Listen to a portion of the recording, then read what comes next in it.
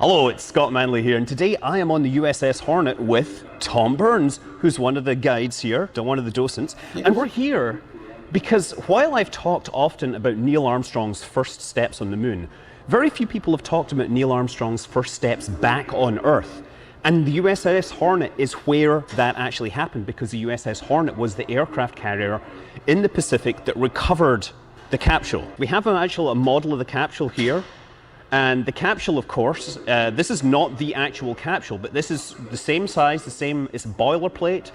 This flew through the atmosphere, decelerated, and then landed about 950 miles from Hawaii. So, if I can correct you a little bit. Okay! Because you mentioned boilerplate. Yes. This is what the Navy called a boilerplate. It happens to be a Gemini capsule, but it's just a hollow metal shell.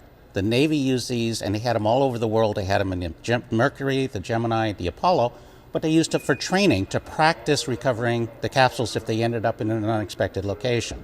So when you say boilerplate, you're talking about one of these. This doesn't have any of the internal No, systems. it's just a hollow metal shell. It's the right mass, possibly. So they could practice recovering it. That's all it did. But this is an actual Apollo capsule that was shot into space and was recovered by the Hornet.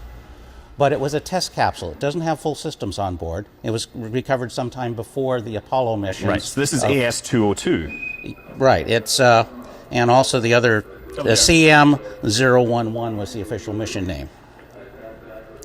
And so this is a fully functioning command module, although there were changes between this and Apollo 11. Well, it didn't have a crew on board, so it doesn't have all of the systems. Mm-hmm. But it was enough to test the capsule, launching it into space, and it was recovered by the Hornet. Right.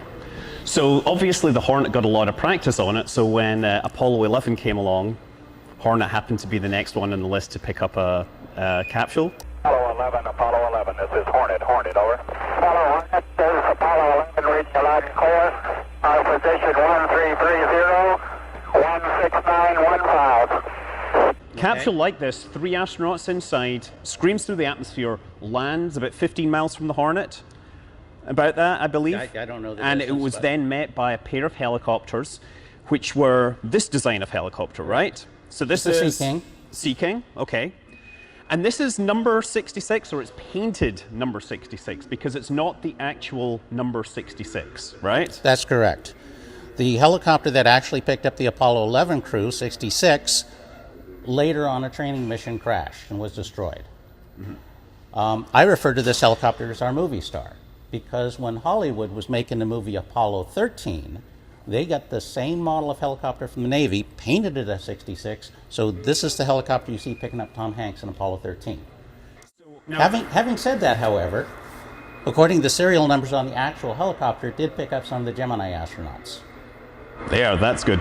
So now at that point, the Hornet didn't pick up Apollo 13, but the same helicopter picked it up. I guess it was the lucky crew recovery aircraft helicopter. 66. So that was used for, you can see on the nose over here, 66 picked up Apollo 11, Apollo 12, Apollo 13, and also picked up Apollo 8 and Apollo 10.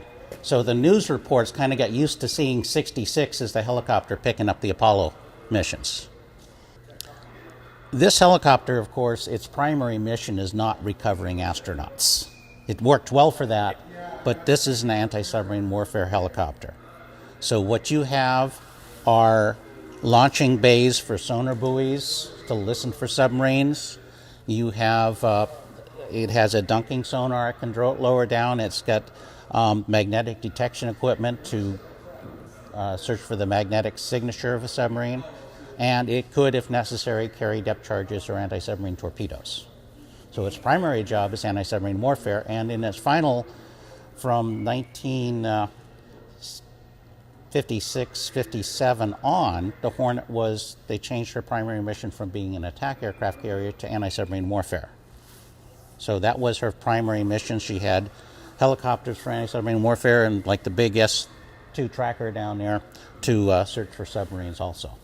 So anyway, yeah, they dropped a bunch of divers into the water, and the divers, their job was to secure the capsule. They had to put like a flotation ring around it, and they brought up a couple of rafts, and then their next job was to quarantine the astronauts, recover them and quarantine them.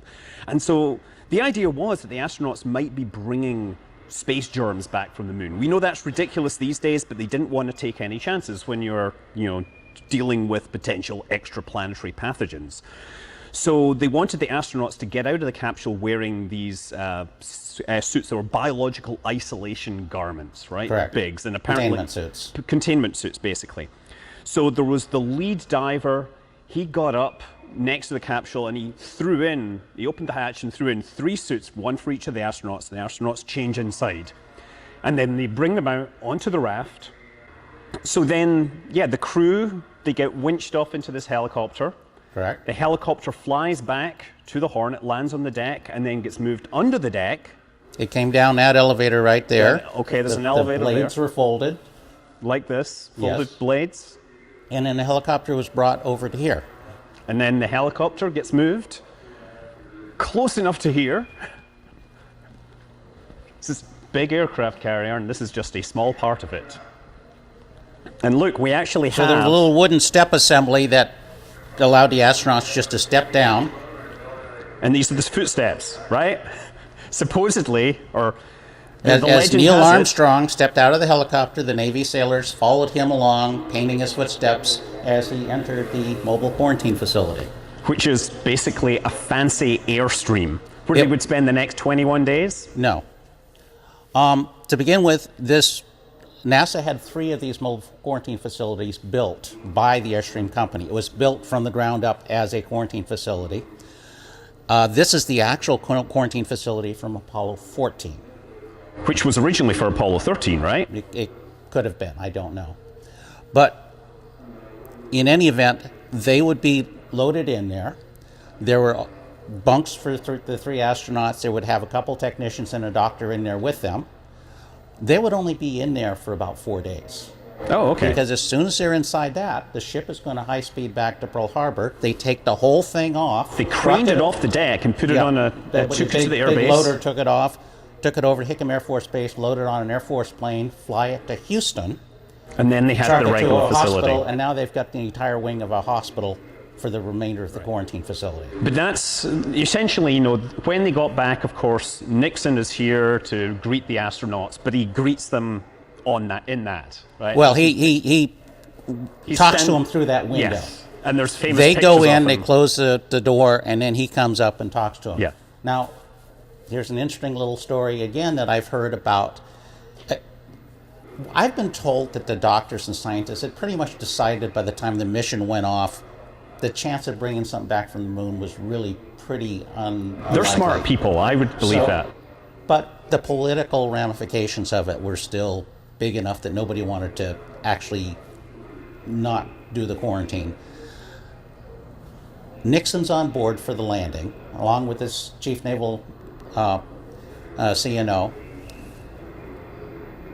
There was a S-1 tracker COD plane on the forward catapult with its engines either running or warmed up.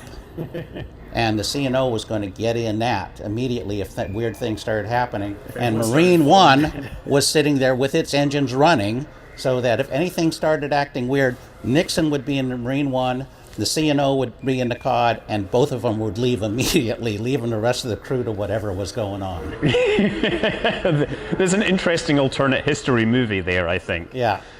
But I mean, yeah, this is essentially the same kind of thing. The other thing I heard, there's an interesting document that when they went through Hawaii, the local customs and immigration people put together a form and got it signed after the fact. They didn't actually go through customs, but there's this fun document that says they departed, Cape Canaveral, and they came back. They stopped via the moon and came back with moon rocks, which is fun, but they weren't actually greeted by customs when they arrived. Now,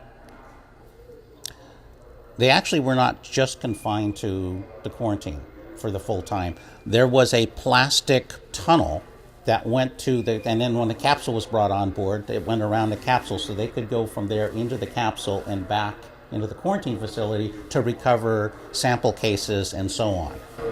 I see. And so the sample cases would have also been quarantined because they had come from the moon. Well, some of those are still quarantined, that could be. Because there's moon rocks that have been brought back from, not necessarily from this mission, but from the various missions, which have yet to be opened because they want to serve as reference points at some Non-contaminated. Non-contaminated, yes. They've been So- kept in a vacuum ever since.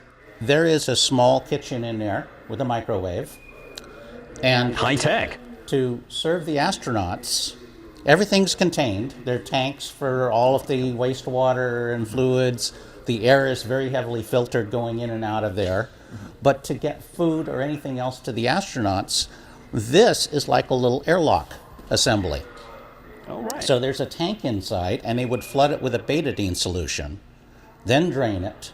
They could open it, put a package of food in there, close it, and then they could take it out inside, but before they could open it from the outside again, they had to flood it again with this betadine solution. Yeah, and the astronauts actually, in their big suits, they also get sprayed down by this in the raft, I believe. Possibly. Yeah, they get sprayed down by some disinfectant solution to take no chances. Yeah, they flew back. And the other thing was that we haven't mentioned is a capsule. I believe the Hornet goes to it and it cranes it on board, Yes. right? The helicopter didn't carry it like the Gemini or the Mercury No, they actually capsules. maneuver the Hornet alongside and crane it up on board. So- using the big. If you take a look in here, and unfortunately, these are not the original seats. The original seats would have been like seats in a business jet.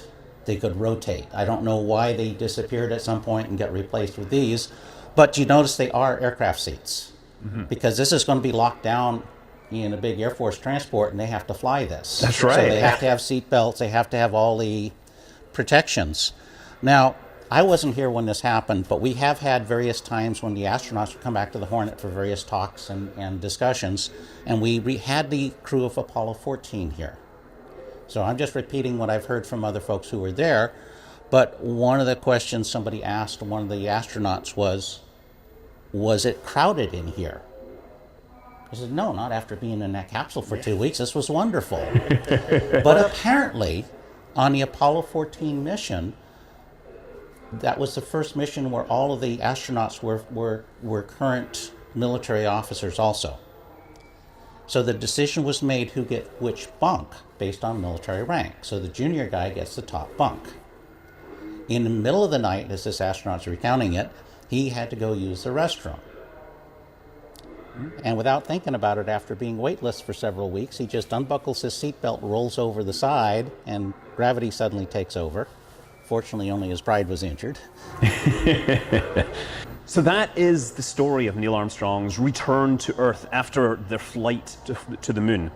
These footsteps are literally painted on the hangar deck of the USS Hornet. And I'm going to say, if you're in the Bay Area or nearby, the Hornet is amazing. There's a whole bunch of aircraft and everything that you would find from an aircraft carrier of the era. Totally check it out. And thanks to Tom. You've been really helpful, very really welcome. informative. Yes.